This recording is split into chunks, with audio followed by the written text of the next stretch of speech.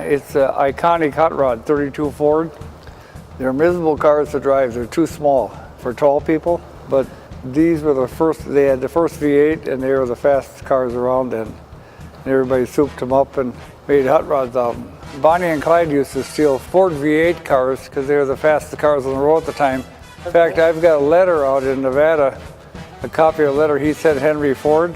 Clyde said, if you keep making those V8 engines, the cops will never catch me. The Ford was the fastest engine around until the 50s, and the GMC six-cylinder got better, and then in 55 when Chevy came out with the small block, they were the hottest engine out. That might be why people put them in hot rods too. All these Fords have Chevy engines. I thought it'd be a good addition for the museum because it's the original hot rod, this iconic hot rod 32 Ford, plus the story behind it. You've heard of Area 51 in Nevada. It's where they did the atomic bomb testing. And there's a young guy, he was 15 years old, his dad was an atomic engineer. He'd go to work with his dad, and he was bored. He'd wander around the desert in Area 51.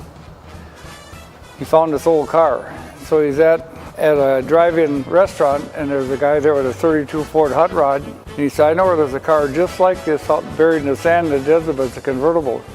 The guy said, you better go dig it out.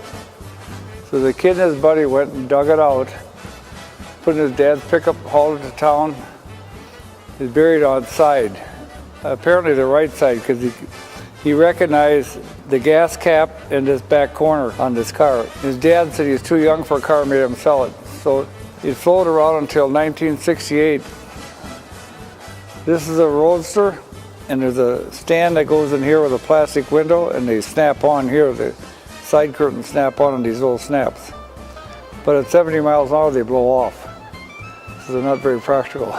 This is original paint from 1968 and the original interior. The guy I bought it from bought it in 1972, Fred Barnhard.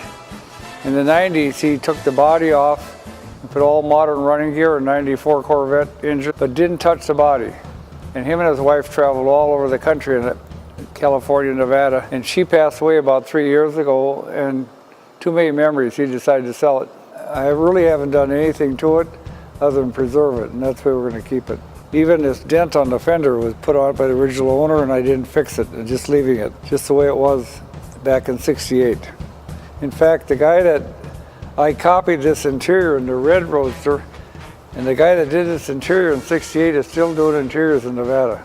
I don't know how old he is, but he's still doing them. So it's a good story.